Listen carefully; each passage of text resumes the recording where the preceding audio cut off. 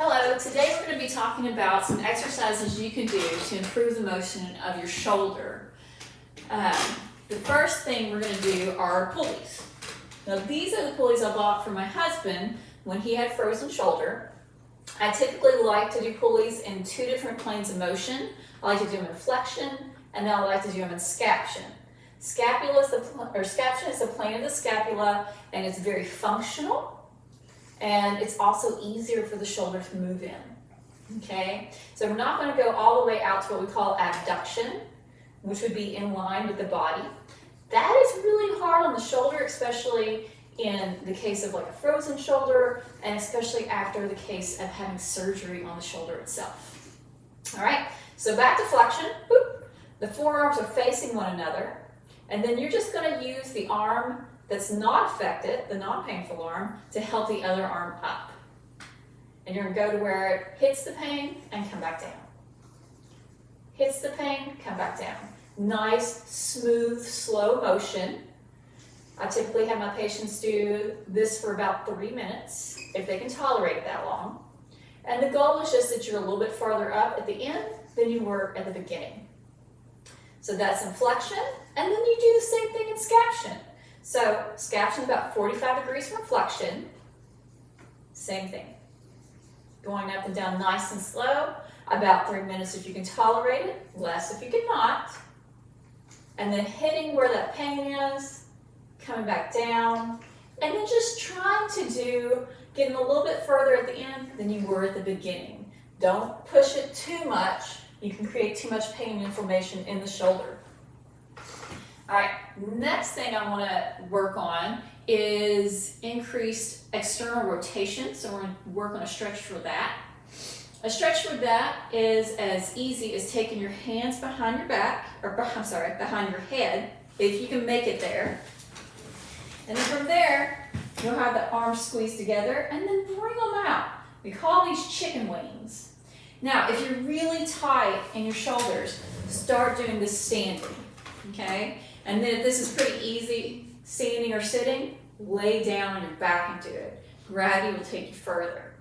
So you're going to squeeze in and squeeze out and take it about 10-second holds here and do it about 10 times. Like I said, if it's too hard laying on your back, too painful, or you just don't have that much motion, do it sitting or standing, okay?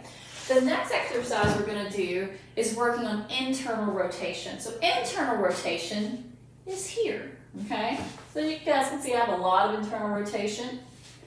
But for anybody who's had rotator cuff tendonitis, anybody who's had surgery on the shoulder, anybody with frozen shoulder, is going to have a lot of trouble with internal rotation.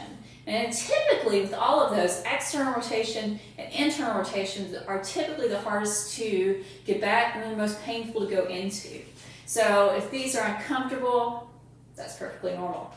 Okay, so internal rotation, I'm going to move my chair away from here. And I'm going to use my pulley again. Now, pulleys are really nice for a nice smooth motion, okay? So I'm going to show you what to do. So if I'm working on my right side, I'm going to bring my right hand behind me, and I'm going to grab onto the handle with my right hand, and I'll grab onto the other handle with my left hand, and the right hand's going to be behind me. From here, I'm going to pull down the left hand to bring the right arm up. Again, nice smooth motion. Just like that. Now, let me show you, actually, let me turn around and show you from here so you can see what it looks like.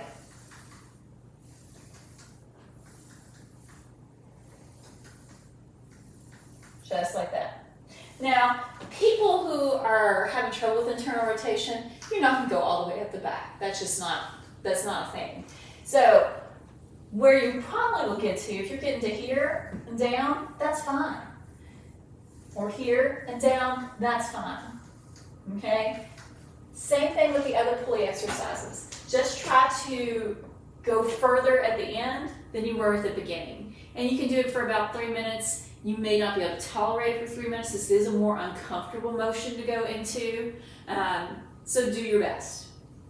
Now, there is also an issue. So when you're in the pulleys, at the pulleys doing internal rotation, I prefer the hand go all the way to the back. I really don't like when people do internal rotation and their hands kind of out to the side of the back, because that's not really functional. You can't really put a belt on if you can only work right here.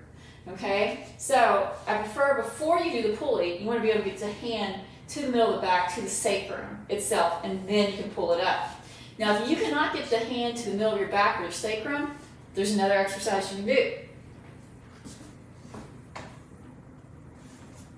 I'm just still on my dog's toy right here, and I'm going to use that for this exercise. So bring your hand, and again, I'm going to say it's my right arm that's hurting, and use rope, pulley, whatever you have around handy. A towel works great.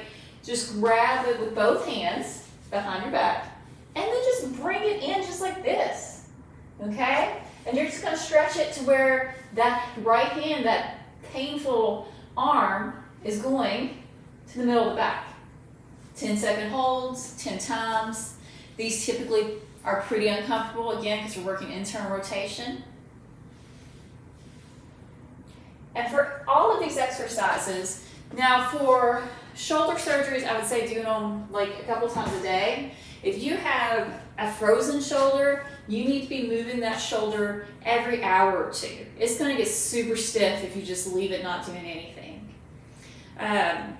Another exercise that you can do is walking up the wall.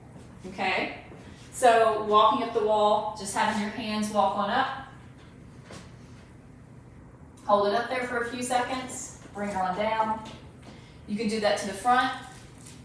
You can do that to the side. And then leaning in. You can do that about 10 to 15 times, couple sets. Find which exercises work the best for you and your shoulder. And then, like I said, if you have frozen shoulder, do them several times. You don't have to do the same thing every hour or two. You might mix it up, but make sure the shoulder's moving in some way about every hour or two. Now, if you just had shoulder surgery, you might do just a few times a day just to keep that shoulder moving. Thank you.